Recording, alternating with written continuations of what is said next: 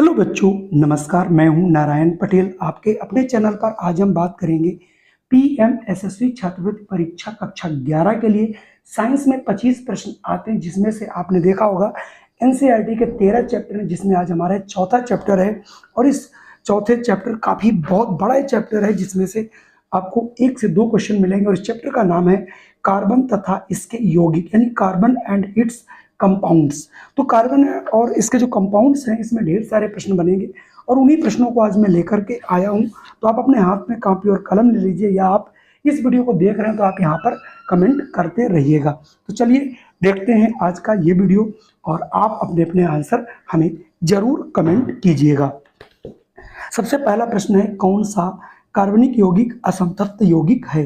तो असंतृप्त यौगिक वे यौगिक होते हैं जो डबल बॉन्ड अथवा ट्रिपल बॉन्ड बनाते हैं, उनको जो है हम लोग क्या कहते हैं? असंतृप्त। तो ठीक है, जिनमें सिंगल बॉन्ड होता है ये हमारा संतृप्त होते हैं, और जिनमें डबल या फिर ट्रिपल बॉन्ड होता है वो असंतृप्त होते हैं। तो इस हिसाब से अगर आप देखोगे यहाँ पर आपका जो सी है एथिलीन, ये कैसा है आपका? ये जो है आपका सिंगल बॉन्ड नहीं है, इसलिए यहाँ से ऑप्शन सी सही होगा। अगला प्रश्न है, संतृप्त हाइड्रोकार्बन में नहीं बनता। तो इसमें डबल बॉन्ड तो बनेगा ही नहीं। तो यहाँ पर अगर चौथा देखें, ये डी वाला, ये बिल्कुल अलग है। बाकी एकल बंध बनता है, चतुष्फल की संरचना बनती है, और कार्बन कार्बन के बीच 109 डिग्री 28 मिनट का एंगल भी बनता है। आपने इसको बहुत विधिवत पढ़ा होगा, इसलिए यहाँ से आपका जो ऑप्शन होगा वो डी वाला बच्चों नहीं हो पाएगा। अगला है, ब्यूटेन का रासायनिक सूत्र क्या है? तो ब्यूटेन क्या है? मेथ एथ प्रो ब्यू, मतलब आपने उसकी जो गिनतियां पढ़ी होंगी केमिस्ट्री में। तो यहाँ पर ये डी वाला आपका हो जाएगा C4H10। बेंजीन का आणविक सूत्र का बेंजीन होता है C6H6, यानी ऑप्शन सी वाला बिल्कुल सही होगा। ये सभी को पता है, इसलिए हम जल्दी जल्दी आपको बताएंगे। कुछ चीजें आपको विधिवत इसमें से आती होंगी। मेथेन में सह संयोजी आबंध होते हैं। तो मेथेन आपका देखिए, मेथेन होता क्या है बच्चों? CH4 होता है। ठीक है, तो देखिए सी हो गया, CH और ये 4, यहाँ पर एक बंध 2 3 4, यानी इसमें सिंगल बॉन्ड 4 होते हैं। तो यहाँ पर ऑप्शन आपका बच्चों क्या हो जाएगा? ये सी वाला हो जाएगा, 5वें का। छठे में है, एस्टिक अम्ल में लगभग कितने प्रतिशत सिरका कहा जाता है? तो जो सिरका होता है इसमें, हालांकि आपको याद नहीं करना है, ये आपको 3 से 4% होता है। तो यहाँ से ऑप्शन बी। हालांकि ये प्रश्न बहुत कम पूछा गया, इसलिए आप नहीं, बाकी जो क्वेश्चन मैं बताता रहूंगा जो बेहद इंपॉर्टेंट है। कार्बनिक यौगिकों की अधिक संख्या होने का कारण, तो कार्बन जो ये है इसके बहुत अधिक, दुनिया में सबसे अधिक लाखों करोड़ों में इसके यौगिक हैं। वो इसलिए क्योंकि जो कार्बन परमाणु को आपस में जुड़ने की श्रृंखला बनाने की क्रिया है, इसी के कारण जो है इसमें ढेर सारे यौगिक बनते हैं। तो यहाँ से ऑप्शन आपका जो है मेरे हिसाब से डी वाला सही होगा, और आपको भी ये पढ़ाया गया होगा, जरूर आपको याद होगा। अगला प्रश्न है, प्रयोगशाला में सर्वप्रथम बनने वाला रासायनिक यौगिक कौन था? तो बच्चों ये था यूरिया। इसको फ्रेडरिक बोलर ने बनाया था। तो यूरिया दुनिया का सबसे पहला यौगिक जो प्रयोगशाला में बनाया गया कार्बनिक यौगिक, वो था यूरिया। आपको याद रखना। चलिए बढ़ते हैं अगले प्रश्न। ये देखिए, यूरिया मैंने बताया था वही है, NH2CO NH2, ये आपका यूरिया का फार्मूला है बच्चों। ठीक है, अगला प्रश्न है, कार्बनिक यौगिकों का मुख्य स्रोत क्या है? तो कोलतार भी है और पेट्रोलियम, ये दोनों हैं। तो यहाँ से ऑप्शन सी वाला सही हो जाएगा। तो यहाँ से आप ऑप्शन सी वाला लगा दीजिएगा आप लोग। अगला प्रश्न आपके साथ है, सजातीय श्रेणी का प्रमुख लक्षण क्या है? तो जितनी भी सजातीय श्रेणी होती है, सजातीय यहाँ पर श्रेणी की बात की जाती है, एक जैसे यौगिक हो गए, इसका मतलब उनमें जो क्रियात्मक समूह होता है, ठीक है, रिएक्टिंग ग्रुप, वो सेम होता है। तो यहाँ से ऑप्शन डी वाला ऑप्शन आपके लिए बच्चों सही रहेगा, और आप ऑप्शन डी यहाँ से चुन लीजिएगा। अगला प्रश्न आपके पास 11वां है, निम्नलिखित में से सजातीय युग्म कौन सा है?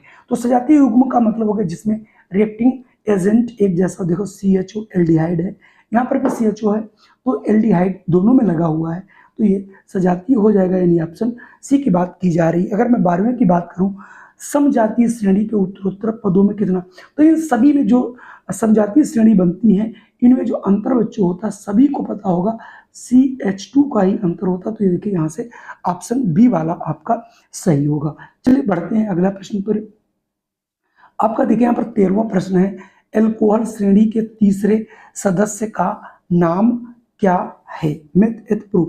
तो यहाँ पर ये देखिए C3H7OH ये आपका होगा। अगला है, किसी एक ही समजातीय श्रेणी का क्रमिक सदस्य कितने द्रव्यमान से अलग होता है। तो देखिए यहाँ पर मैं आपको बताता हूँ, CH2 C होता है नहीं 12 और H का 1 होता है 1 × 2, तो 12 + 2 यानी ये 14 यूनिट से अलग होता है। तो यानी ऑप्शन सी होगा। तो यहाँ से 14 का आप सी ऑप्शन कर लेंगे तो आपका आंसर बिल्कुल होगा। शायद ये आंसर आपके सभी समझ में भी आ रहे होंगे। चलिए बढ़ता हूँ अगले। देखिए कार्बनिक रसायन जब आप इसमें पढ़ते हो तो उसमें एल्केन एल्काइन आपने पढ़े होंगे। तो निम्नलिखित में से एल्कीन का फार्मूला क्या है। यानी यहाँ पर एल्केन की बात एल्कीन की किया जा रहा है। तो यहाँ पर देखिए ऑप्शन यानी सी यहाँ पर पूछ रहा है CnH2n जैसा फार्मूला। तो यहाँ पर देखिए मुझे लगता है सी वाला 15 में आपका सी वाला बनेगा। यहाँ से आप सी कर लीजिएगा। निम्नलिखित में एल्काइन का फार्मूला क्या होगा। तो एल्काइन में -2 हो जाता है। तो उस हिसाब से अगर आप देखोगे तो आपका डी वाला ऑप्शन यहाँ से मिल जाएगा। तो 16 का यहाँ से डी होगा। हालांकि देखिए बोर्ड की परीक्षा में इसे पूछा भी गया था। अगला है, कार्बनिक यौगिक अकार्बनिक यौगिकों की तुलना में। जो कार्बनिक यौगिक होते हैं वो अकार्बनिक यौगिक की तुलना में क्या होता है, इनका जो क्वथनांक और गलनांक होता है अपेक्षाकृत कम होता है। यानी जो कार्बनिक यौगिक है इनका क्वथनांक और गलनांक दोनों ही कम होते हैं। 18वां आपके सामने देखिए फार्मूला बना हुआ है, निम्नलिखित में असंतृप्त यौगिक है। तो यहाँ पर असंतृप्त की बात की जा रही है।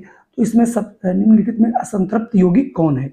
हालांकि अगर आप ऐसे देख रहे होंगे, चूंकि यहाँ पर जिस टाइप से इसको बनाया गया है उस टाइप से आपको देख के लग रहा होगा इसमें भी देखिए डबल बॉन्ड है, इसमें भी डबल बॉन्ड दिख रहा है, यहाँ पर भी यहाँ पर भी। लेकिन जब आप इसको सही ढंग से डिजाइन करके बनाओगे तो ये देखिए ये वाला जो सी वाला 18 का सी, ये आपका जो है ये आपका असंतृप्त बनेगा जिसमें सिंगल बॉन्ड नहीं होंगे। अगला है, निम्नलिखित में असंतृप्त यौगिक। फिर आपसे वही 19वां सवाल रिपीट होके पूछ रहा कौन होगा। तो ये देखिए ये तो असंतृप्त होगा ही, क्योंकि एल्कीन है, एल्काइन नहीं है। एल्कीन डबल बॉन्ड वाला है, यानी ये वाला दूसरा वाला। जैसे आप इसको डिजाइन करोगे CH C और H और ये H और H, तो ये आपका असंतृप्त बनेगा। अगला ग्रेफाइट विद्युत का क्या है। तो जो ग्रेफाइट होता है विद्युत का बच्चों सुचालक है, ये पहले भी आप पढ़ चुके होंगे, इसको पढ़ाने की बहुत ज़्यादा जरूरत नहीं है। अगला है, फ्लोरीन में कार्बन के परमाणु किस रूप में व्यवस्थित होते हैं। फ्लोरीन्स में बहुत अधिक आपके जो है कार्बन के परमाणु होते हैं। तो फ्लोरीन्स जो होती है उसमें उसका जो स्ट्रक्चर आप देखेंगे तो फुटबॉल जैसे होता है, वैसे ही उसमें कार्बन के परमाणु व्यवस्थित रहते हैं। अगला है, एल्कीन श्रेणी का सूत्र क्या होगा। तो एल्कीन जो होती है वो होता है आपका, मैं पहले भी बता चुका था, यहाँ पर CnH2n यानी ऑप्शन 2 वाला यहाँ से 22वें का सही होगा। देखिए अगला प्रश्न है, एल्कीन श्रेणी का प्रथम सदस्य। तो ये होता है बच्चों एथिलीन, आपने पढ़ा भी होगा। तो ये हो जाएगा आपका, बाकी तो ये जो आप देख रहे हैं वो आपको एल्कीन के उदाहरण है।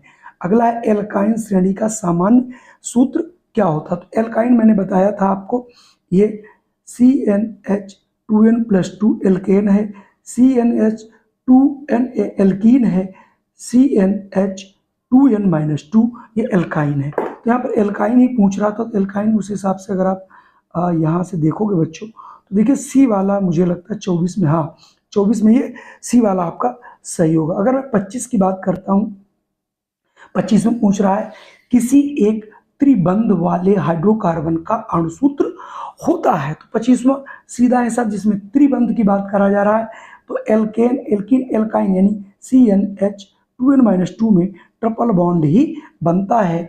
तो 25वें का यहाँ से आपका डी वाला बिल्कुल सही बच्चों होगा।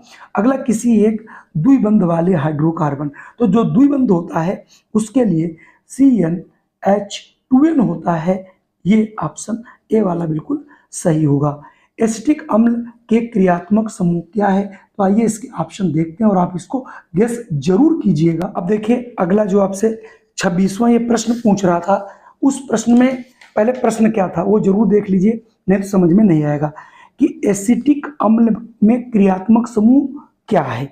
तो जो एसिटिक हमारा अम्ल है उसका क्रियात्मक समूह आपको बताना है, तो उसका क्रियात्मक समूह CHO ये होता है, COOH, यानी ऑप्शन सी वाला सही होगा। 28वां है, निम्नलिखित किस यौगिक में एल्कोहली समूह उपस्थित है, यानी एल्कोहल उपस्थित है। तो यहां पर एल्कोहली पूछ रहे हैं, एल्कोहल का जो है किसके अंदर है। तो आपसे 29वां, थोड़ा सा मैं और इसको आगे बढ़ाता हूं, अब आप 29वां देख लीजिए। 29 में 28 है, तो 28 में आपका बी में देखिए ये C2H5OH, मेथ एथिल अल्कोहल, ठीक है। तो यहाँ से ऑप्शन बी वाला सही होगा। 29वां है एल्डिहाइड, CHO होता है, तो एल्डिहाइड का क्रियात्मक समूह क्या है? तो बच्चों यहाँ पर सी वाला होगा। कुल मिला के इसमें आपके 70 क्वेश्चन है, मैं 70 तो आज नहीं कराऊंगा, आपको 30 ही प्रश्न आज कराऊंगा।